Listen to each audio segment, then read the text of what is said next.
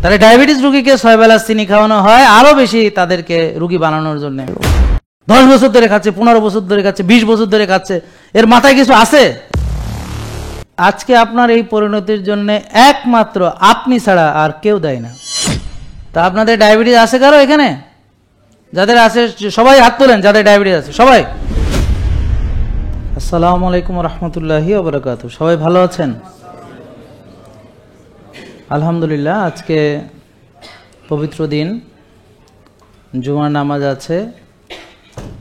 আপনারা মনোযোগ দিয়ে আমার কথাগুলো শুনুন এবং আমরা সবাই এখানে এসেছি সুস্থ থাকতে চাই এবং এই সুস্থ থাকার জন্যে সবচেয়ে গুরুত্বপূর্ণ হলো যেভাবে আল্লাহ আমাদেরকে খাবার গ্রহণ করতে বলেছেন আর যেভাবে আমাদের সেই খাবারগুলো ব্যবহার করতে বলেছেন আর যেভাবে আমাদেরকে খাওয়ার পাশাপাশি না খাওয়ার যে অভ্যাস, রোজা রাখতে বলেছেন, আর যেভাবে আমাদের কায়িক শ্রম বা ব্যায়াম বা শরীরকে ব্যবহার করতে বলেছেন, যেভাবে আমাদের বিশ্রাম নিতে বলেছেন এবং যেভাবে তিনি এই জমিনে আমাদেরকে বিচরণ করতে বলেছেন, আমরা যেন সীমা লঙ্ঘন না করি, বাড়াবাড়ি না করি।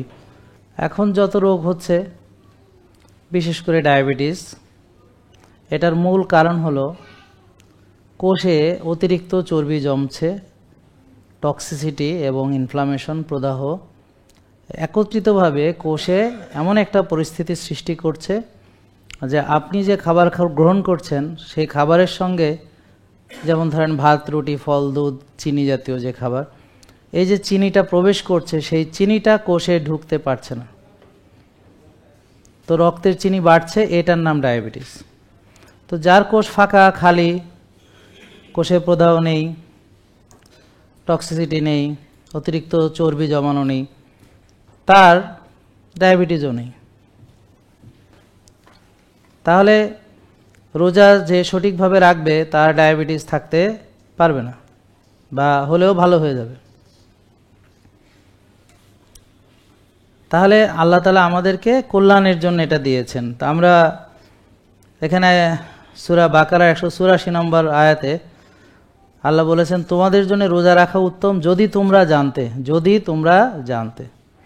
তো এটা বলা হয়েছিল অনেক আগে, কথাগুলো 1400-1500 বছর আগের কথা। তো এখন আমরা কিছু কিছু জানি। আজকে আমরা কি জানি সেটা কিছু কিছু আলোচনা করব, যে রোজার উপকারিতা। যেমন আপনারা যে কটা রোগে এখন আক্রান্ত, বিশেষ করে যে রোগগুলোর চলবে ওষুধ, সবগুলোতেই রোজার উপকারিতা পাওয়া যাবে। ফ্যাট বেড়ে চর্বি জমে এই ইনসুলিন রেজিস্ট্যান্স বাড়ে। তো যারা ওজন কমান, ফ্যাট বার্ন করতে হবে। যারা হার্ট অ্যাটাক থেকে বাঁচতে চান, ফ্যাট বার্ন করতে হবে। যারা ফ্যাটি লিভার থেকে বাঁচতে চান, ফ্যাট বার্ন করতে হবে। যে সকল মেয়ে পিসিওএস, পিসিওডি বা ইনফার্টিলিটির প্রবলেম, তাদের ফ্যাট বার্ন করতে হবে। যাদের ভুঁড়ি বড় তাদের ফ্যাট বার্ন করতে হবে। যাদের ওজন বেশি তাদের ফ্যাট বার্ন করতে হবে। যাদের ডায়াবেটিস বেশি তাদের কোষ খালি করতে ফ্যাট বার্ন করতে হবে। যাদের হার্ট অ্যাটাক এবং ব্রেন স্ট্রোক থেকে, প্যারালাইসিস থেকে যারা বাঁচতে চান তাদের ফ্যাট বার্ন করতে হবে। তাহলে এই যে ফ্যাট বার্ন করা ছাড়া এই মেটাবলিক ডিজিজ ভালো হবে না, হতে পারে না, হওয়া সম্ভব না। এখন 6 বেলা খেলে ফ্যাট বার্ন হয় না, আর ইনসুলিন দিলে উল্টা চর্বি জমে। তাহলে ডায়াবেটিস রোগীকে 6 বেলা চিনি খাওয়ানো হয় আরো বেশি তাদেরকে রোগী বানানোর জন্য। এই জন্য ডায়াবেটিস রোগীরা চিকিৎসা করতে করতে করতে করতে এক সময় এতগুলো ওষুধ, তারপরে ইনসুলিন, তারপরে বুক ফাড়া যায়, রিং পড়ায়, কিডনি নষ্ট হয়, লিভার ড্যামেজ হয়, সিরোসিস হয়। এইভাবে সে সারাটা জীবন ধুঁকতে থাকে ওষুধ খাইতে খাইতে খাইতে খাইতে, এবং ডাক্তারের চেম্বারে যাইতে যাইতে যাইতে যাইতে মানে তারা এই চক্র থেকে বের হয়ে যেতে পারে না। কেননা তারা কোষ খালি না করে 6 বেলা চিনি খেয়ে কোষের 12টা বাজায় এবং ওষুধ দিয়ে, ইনসুলিন দিয়ে রক্তের চিনি কোষে ঢুকাইয়া নিজে সর্বনাশ করে, টাকা খরচ করিয়া, সেই টাকা দিয়ে নিজে ডাক্তারকে ভিজিট দিয়া, সেই টাকা দিয়ে ওষুধ কিনে আইনা, সেই ওষুধ মাইরা নিজের 12টা বাজানোর জন্য সে এই কাজ করে। তার কি মাথা ঠিক আছে যে নিজে নিজে রুগী হচ্ছে, নিজের চোখ নষ্ট করতেছে, লিভার ড্যামেজ করতেছে, নিজের বুক ফাটার ব্যবস্থা করতেছে, বুঝলেন, নিজের পেটের 12টা বাজাচ্ছে, তারপর নিজের ফিগার নষ্ট করতেছে, নিজের পুরুষত্ব নষ্ট করতেছে, নিজের নারীত্ব নষ্ট করতেছে, নিজের যোগ্যতা ধ্বংস করতেছে, হ্যাঁ, তার কাজ করার ক্ষমতা নষ্ট করতেছে, অলসতা করতেছে, বিলাসিতা করতেছে, রাত জেগে জেগে টেনশন করতেছে, উচ্ছৃঙ্খল ব্যবহার করতেছে। এ কিভাবে তার বলেন বুদ্ধি টুদ্ধি কাজ করে আমাকে বলেন, আপনি বললে তো আমি তো বিশ্বাস করব না। কোনো বুদ্ধিমান লোক তো 100 বার চিন্তা করবে ওষুধ খাওয়ার আগে, 100 বার ভাববে যে কেমিক্যাল খাচ্ছি, এটা ভয়ঙ্কর পরিণতি। আর যারা বছর বছর ধরে খাচ্ছে তাদের কি বুদ্ধি কোনো কাজ করে? বছর বছর ধরে খাচ্ছে, 10 বছর ধরে খাচ্ছে, 15 বছর ধরে খাচ্ছে, 20 বছর ধরে খাচ্ছে, এর মাথায় কিছু আছে যে এটার পরিণতি কি হইতে পারে বা এটার কি ভয়ঙ্কর পরিণতি, এটা থেকে আমি বেরোবো কেমনে? কথা বোঝা গেল? তার মানে সে কি বুঝতেছে তার ভালো? তো যে নিজের ভালো বোঝে না, হ্যাঁ নাম কি? হ্যাঁ। আর যারা আমরা নিজের ভালো বোঝার চেষ্টা করি, ওরা যাদেরকে পাগল বলে, আমাদেরকে যারা পাগল বলে, ওরাই আসল পাগল। কারণ ও তো বলদ, নিজের ভালো বোঝে না, নিজে তো খায় উল্টা পাল্টা।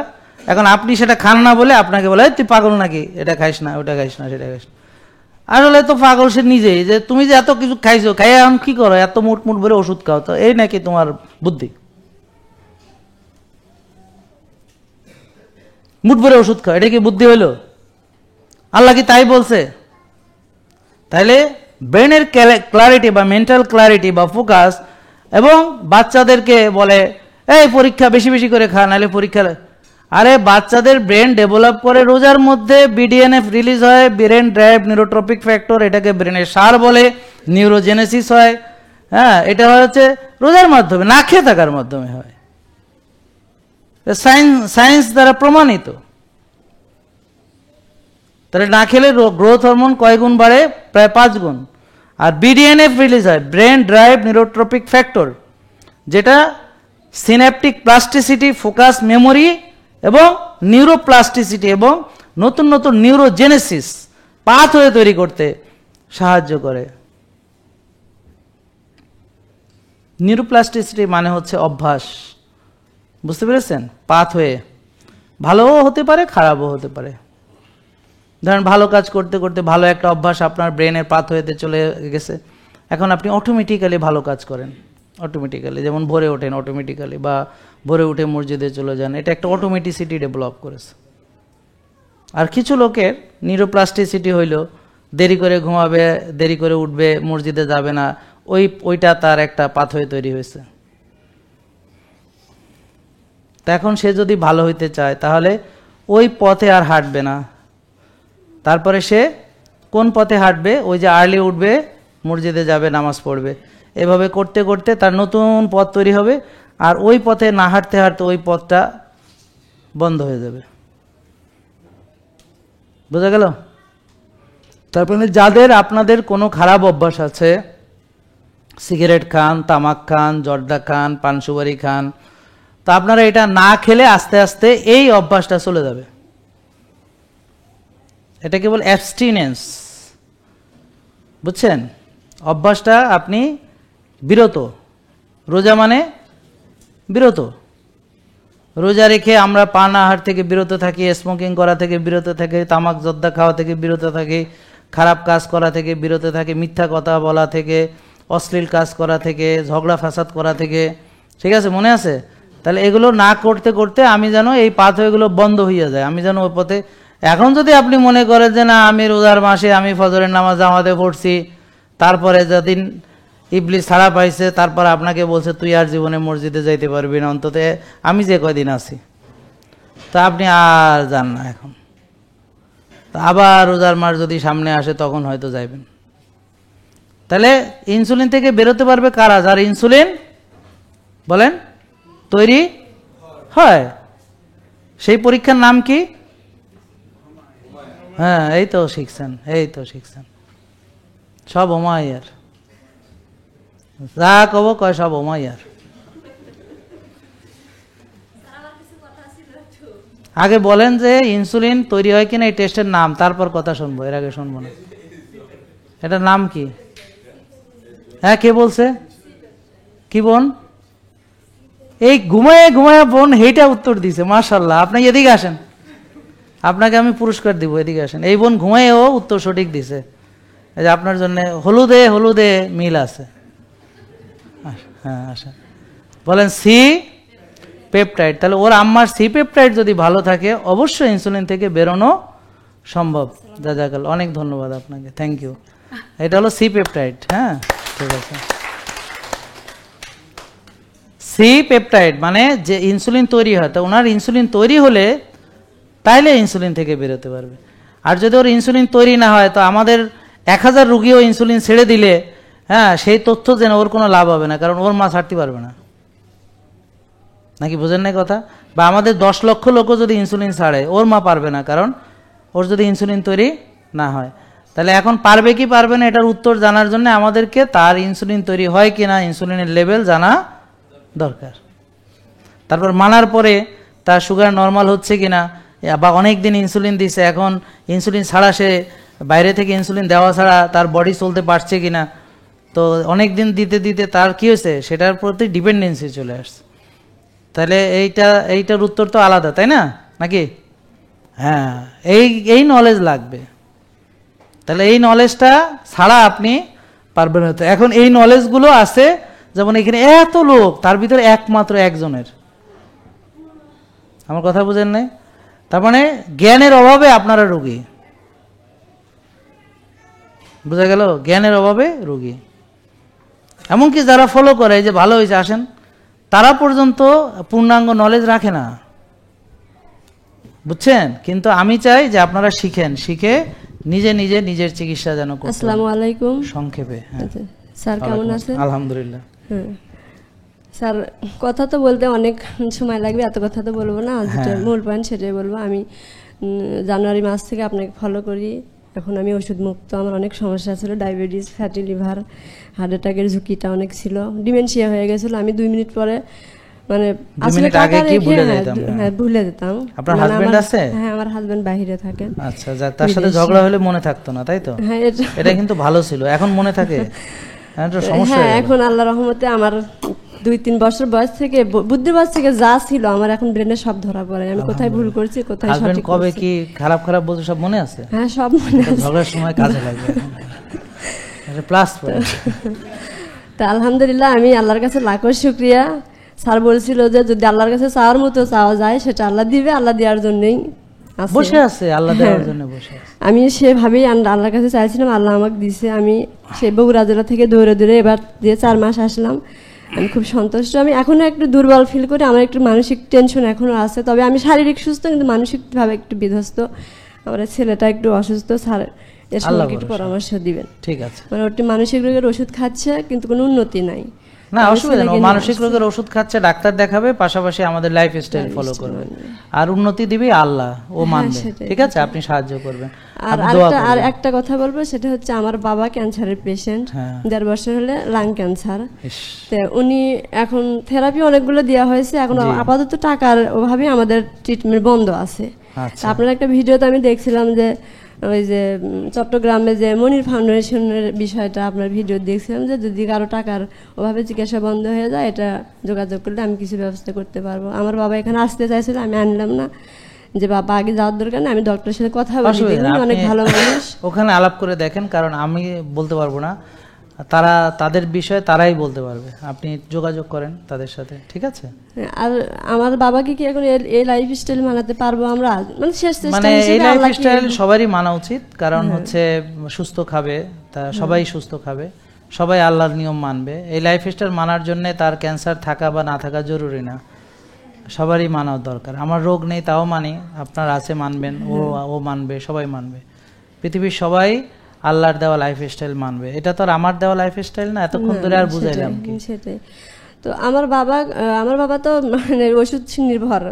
আমি যে এগুলো নিয়ম মানি, উনি একটু বিধ্বস্ত। তা উনি কিন্তু শেষ ভরসা হিসেবে আমাকে বলতেছে যে মা তুমি যে এত বারবার একটা ডাক্তারের কাছে যাও দৌড়ে দৌড়ে এত দূর, আমার কি চিকিৎসা ওখানে আছে? মানে উনি একটা আস্থা নিচ্ছে। Thank you. আচ্ছা, অসুবিধা মানবে, ঠিক আছে।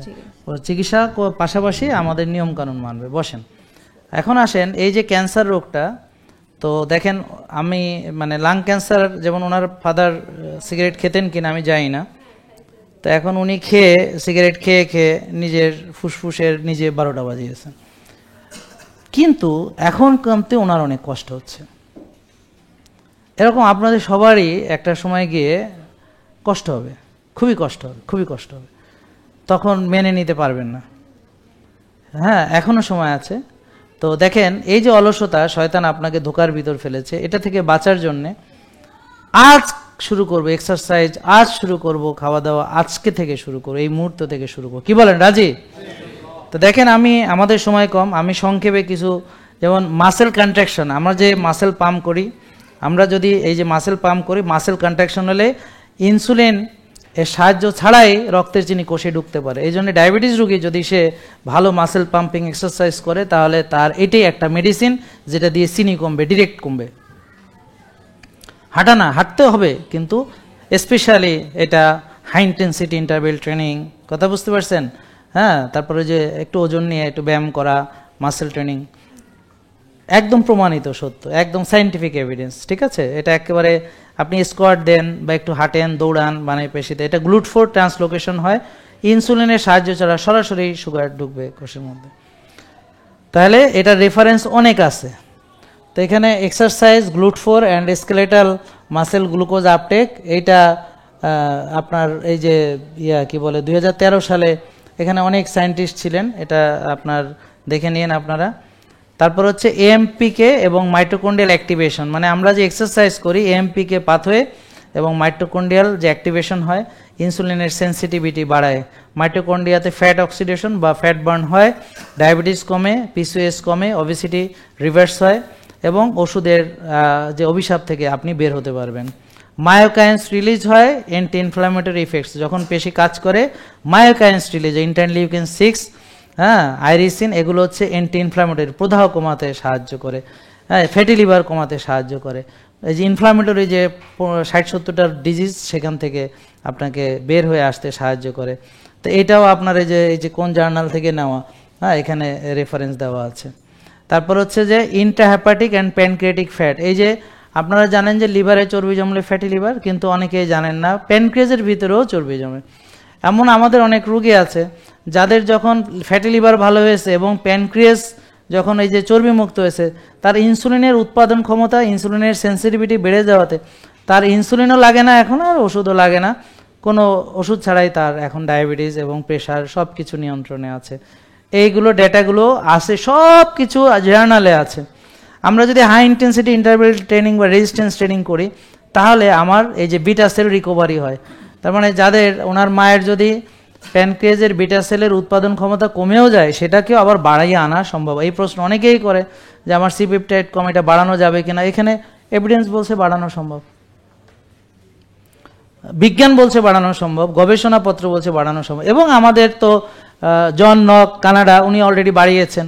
এরকম আরও বেশ অনেকগুলো রুগী আছে যারা বাড়িয়েছেন, যাদের এভিডেন্ট, দে আর এভিডেন্ট যে আমার সি পেপটাইড ওদের কম ছিল, এখন বেড়েছে, তাদের ইনসুলিন এখন আর লাগে না। বোঝা গেল? তো এটা আমি না, বিজ্ঞান বলছে।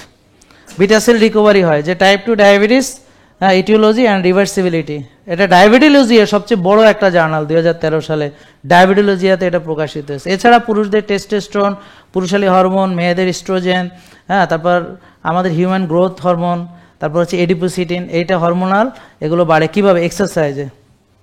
তাহলে আমি ওই যে বললাম, যখন রোজাতেও বাড়ে, এক্সারসাইজে বাড়ে, তো দুটো মিলে একসাথে কি হবে? সিনার্জিস্টিক ইফেক্ট হবে, মানে আরও অনেক বাড়বে মিয়া।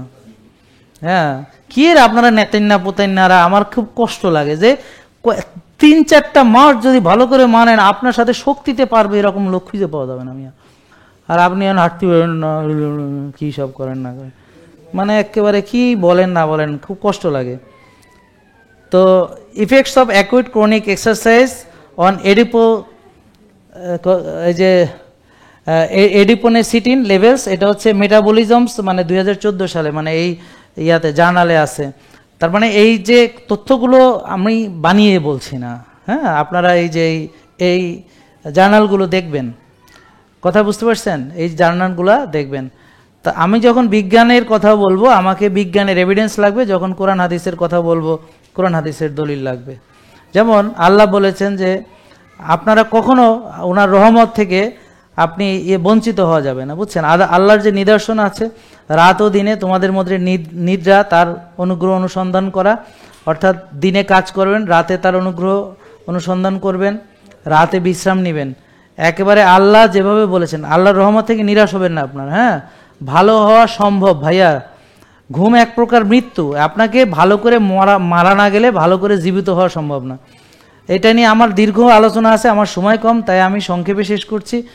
এই নিয়ে অনেক স্লিপ রিসার্চ নিয়ে অনেক কথা আমি বলেছি, সহজে সংক্ষেপে বলছি যে আল্লাহ বলেছেন যে আল্লাহ মৃত্যুর সময় আত্মাকে কবজ করেন, আর যারা মরেনি তাদের আত্মাও কবজ করেন ঘুমের সময়।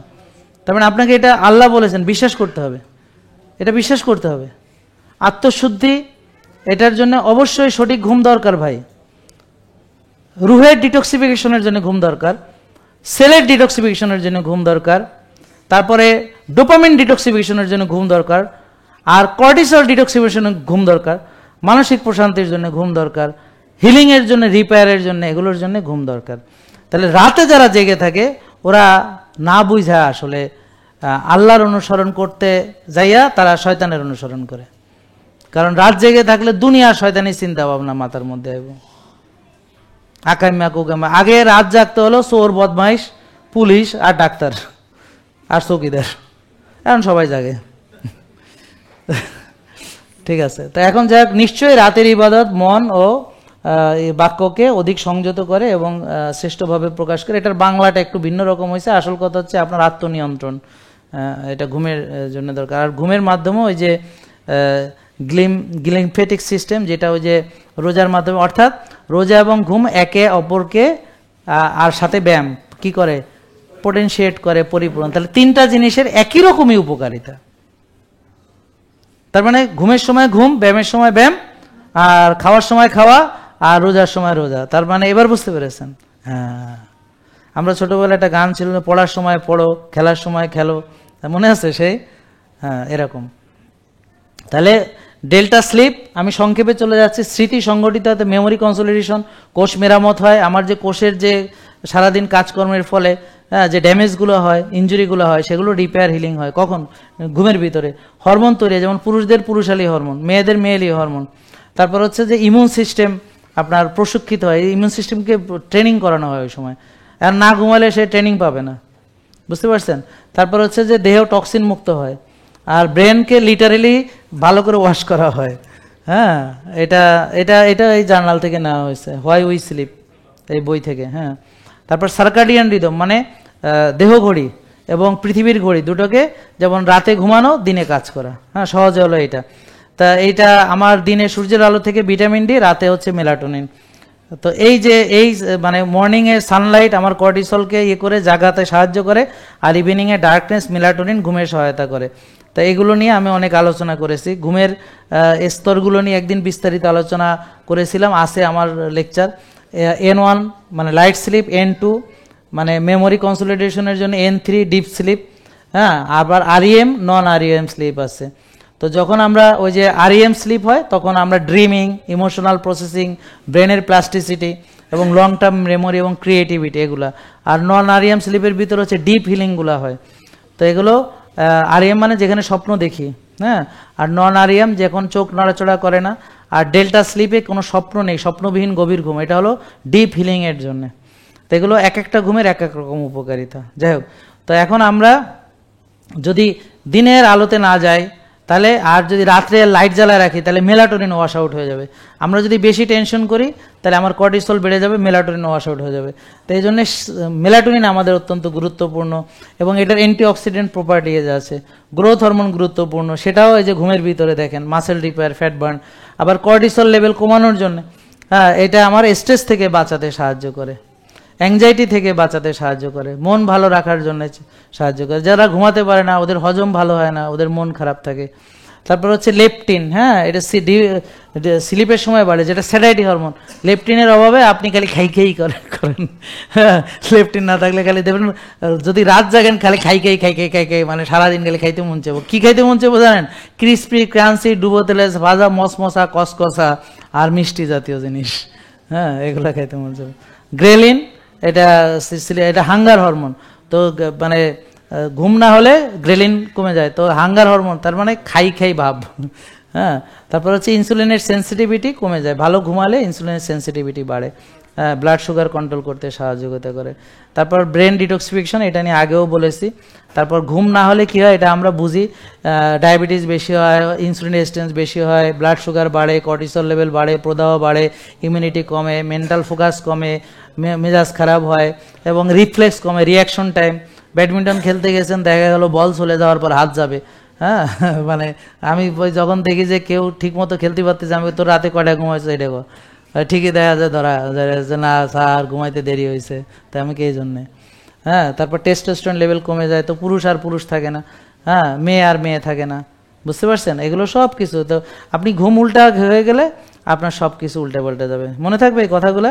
তাহলে আমার স্লিপ এবং মেটাবলিক ডিসঅর্ডার, অর্থাৎ যদি ঘুম ঠিক মতো না হয় তাহলে ডায়াবেটিসের রিস্ক, ওবেসিটির রিস্ক, উচ্চ রক্তচাপের রিস্ক, ফ্যাটি লিভারের রিস্ক, ডিপ্রেশনের রিস্ক, ভুলে যাওয়া, স্মৃতিভ্রষ্ট, এগুলো সব এই যে জার্নালে আছে, sleep duration predicts risk of diabetes mellitus. এটা একটা মেটা অ্যানালাইসিস 2010 সালে প্রকাশিত। তা আসলে সব কিছুই আছে, কিন্তু আমরা ওইগুলো জানি না, স্টাডি করি না, দেখি না, মানিও না, এটা হচ্ছে আমাদের প্রবলেম। তো শরীর চর্চা এবং ঘুম পরস্পরের পরিপূরক। টেনশন এবং দুশ্চিন্তা যেমন পরস্পরের পরিপূরক, রাত জাগা, টেনশন করা, ঠিক ঘুম এবং ব্যায়াম এটা আবার একজন আরেকজনকে ইয়ে করে। তাহলে আমি যদি দিনে শরীর চর্চা করি রাতের ঘুম ভালো হবে, আমার যদি মানসিক প্রশান্তি এবং শরীরে ক্লান্তি থাকে ঘুম ভালো হবে, আর মানসিক অশান্তি থাকলে আর যদি শরীরে ক্লান্তি না থাকে ঘুম ভালো হবে না। ব্যাপারটা বুঝছেন, একটার সঙ্গে রিলেটেড, কোনো আলাদা আলাদাভাবে হলে হবে না। তাহলে দেখেন ইভিনিংয়ে আমরা যদি লাইট এক্সারসাইজ করি ডিপ স্লিপটা খুব সুন্দর হয়, বিকেলে যারা একটু খেলাধুলা করে রাতের ঘুমটা ভালো হয়। তারপর হাই ইন্টেন্সিটি ইন্টারভ্যাল ট্রেনিং রেজিস্ট্রেশনে এটা মেলাটোনিনের সেন্সিটিভিটিও বাড়ায় বা কর্টিসল কমায়, মানে চমৎকার সব জিনিস। আর যদি আমরা বেশি ট্রেনিং করি সেটা স্লিপের ডিস্টার্বেন্স হয়, সেই জন্য বেশি ব্যায়াম করলেও স্লিপের ডিস্টার্ব, বেশি খেলাধুলা করলেও স্লিপের ডিস্টার্বেন্স হয়, বেশি দৌড়ঝাঁপ করলেও স্লিপের ডিস্টার্ব হয়। সেই জন্য সব কিছু মডারেশনে। ওই যে শয়তান এসে যে বসে থাকে না, কয় যে অতি ব্যায়াম করা আরও জম্মের করা কইরা তারপর সিট হয়ে থাকে, বুঝতে পারছেন? মানে ও সব জায়গায় আপনাকে একটা বসে থাকবে। তো ভালো কাজ করতেছো, তুই এমন ভালো কাজ করবি হারো রাত জায়গায় দাওয়াতি কাজ করতে করতে তারপর শীতে পড়ে থাকবি, আর দাওয়াতি কাজ করা নামাজ আর পড়তে পারেন। মানে ওরা যারা ভালো ওদেরকে ভালো কাজে বেশি উৎসাহ দেয়, বুঝতে পারছেন? যারা খারাপ ওদের খারাপ কাজে, মানে বলে যে এটা তো খারাপ কাজ করা যাবে, তাহলে এমন ভালো কাজ করবি করিয়া তারপর আর করতে পারবি না, শেষ। হ্যাঁ, এইভাবে ও মানে বিরাট সাইকোলজিস্ট আর কি, বুঝছেন? আপনি জানে আপনারে কোন লাইনে হাঁটাইতে হবে, হ্যাঁ আপনাকে আপনার বুদ্ধি শুদ্ধি অনুযায়ী পরামর্শ দেবে, বুঝতে পারছেন? স্পিরিচুয়াল সায়েন্স এবং স্লিপ, ঘুম এক প্রকার মৃত্যু, যেটা বললাম, আল্লাহ আত্মা কবজ করেন তাদের ঘুমের সময়। তো ঘুমানোর আগে উজু করা উচিত, দোয়া করা উচিত, এবং আপনার তাহাজ্জুদে ওঠা এবং সময় মতো ঘুম থেকে জেগে আপনি সেভাবে আপনি ইবাদত বন্দেগী করবেন আল্লাহর কাছে। তো মেলাটোনিন এটা খুব গুরুত্বপূর্ণ, এটা শিখলেন ঘুমের জন্যে। তারপর হিউম্যান গ্রোথ হরমোন, এটা আমার গঠন মেরামতের জন্য দরকার। কর্টিসল আমাদের জাগায় ভোরে সারাদিন কাজ করতে, গ্রেলিন খিদে বাড়ায়, ঘুম এই জন্য ঘুম যদি আমাদের কম হয় তাহলে গ্রেলিন বেড়ে যায়। আর লেপটিন তৃপ্তি দেয়, গভীর ঘুম হলে আপনার লেপটিনের মাত্রা বাড়ে। তার মানে ঘুমের সাথে খাই দেয়ের সম্পর্ক আছে। তো যখন আমাদের লাস্ট কথা বলি, শয়তান তো আমাদের নানাভাবে মিসগাইড করবে, করার পরে ফাইনালি যখন আমাদের জাহান্নামে দেওয়া হবে, হ্যাঁ যাদেরকে, তখন শয়তান যখন বিচার চূড়ান্ত হয়ে যাবে, আল্লাহ বলেছেন সূরা ইব্রাহিম 22 নম্বর আয়াত, এটা মাথায় নিয়ে আজকে এখান থেকে যায়েন, যে ইবলিসের ধোঁকায় আপনারা আজকে অনিয়ম করতেছেন, সেই ইবলিস কিন্তু ফাইনালি বেঈমানিটা কিভাবে করবে এটা একটু আপনাদেরকে বলে দেয়, এটা আপনার ঘটবে এবং সেদিন সবার মনে হবে যে স্যারের কথাটা বলছিল আমাদেরকে, এবং মনে হবে, এটা ভুলে যাবেন না ইনশাল্লাহ, দেখবেন মনে থাকবে।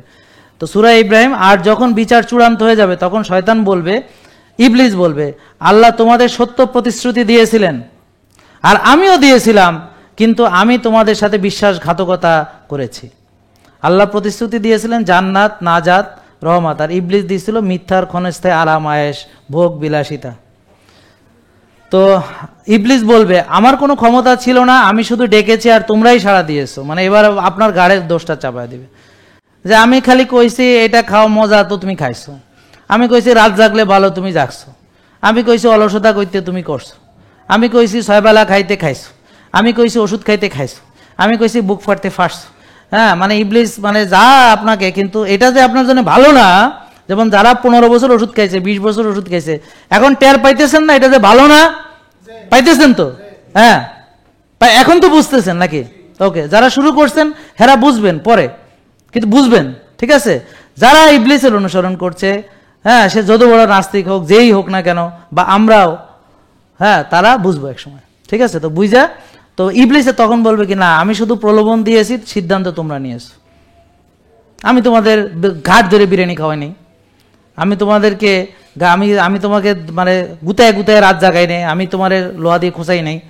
কথা বুঝতে পারছেন? রাজ তুমি জাগছো নাকি? বোঝা গেল না? সে এটা অস্বীকার করবে। তো ইবলিস জোর করে কিছু এটা সে অস্বীকার করবে, তারপরে তাহলে আমাকে দোষ দিও না, নিজেদেরই দোষ দাও। ইবলিস বলবে যে ঠিক আছে, তাইলে আমাকে আর তোমরা দোষারোপ করিও না, হ্যাঁ, নিজেদেরকেই দোষ দাও। তার মানে আমরা আমাদের ধ্বংসের জন্য আমরাই দায়ী। মনে থাকবে কথাটা?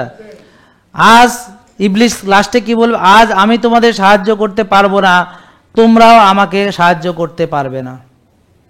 এবার আইসে তোমার দিন তোমার, আমার দিন আমার, এই কথা এইটা আর কি।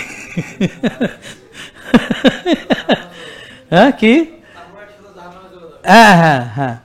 তো জাজমেন্টে এখানে শয়তান কাউকে বাঁচাতে পারবে না।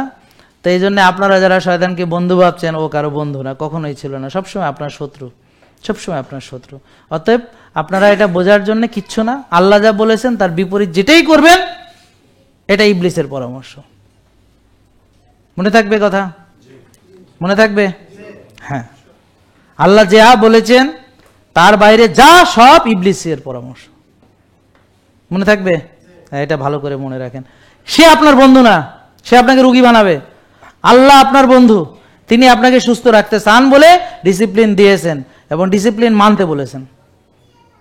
হালালাং তো এবান খেতে বলেছেন, এক ভাগ খেতে বলেছেন, রোজা রাখতে বলেছেন, শরীরের চর্চা করে। আমি কোরআন হাদিস দিয়ে সব দেখালাম, বিজ্ঞানের উপকারিতা দেখালাম, রোজার উপকারিতা দেখালাম, ঘুমের উপকারিতা দেখালাম, নিয়ম মানার উপকারিতা দেখালাম, আল্লাহ কি পছন্দ করে দেখালাম।